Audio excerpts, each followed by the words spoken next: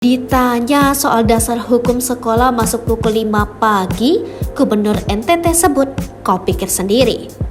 Gubernur Nusa Tenggara Timur, Victor Bungtilu Laiskodat tak menjelaskan secara detail dasar hukum yang dipakai untuk menerapkan aturan masuk sekolah pukul 5 waktu Indonesia Tengah untuk sekolah menengah atas dan sekolah menengah kejuruan di Kota Kupang. Saat diwawancarai sejumlah wartawan soal dasar hukum, Victor justru meminta wartawan memikirkan sendiri. Pak, apakah ada dasar hukumnya terkait kebijakan tersebut? Dasar hukum Pak bisa sendiri. Kalau pun datang pagi-pagi dasar hukum nanti mau celok di situ. Terima kasih Pak Gu.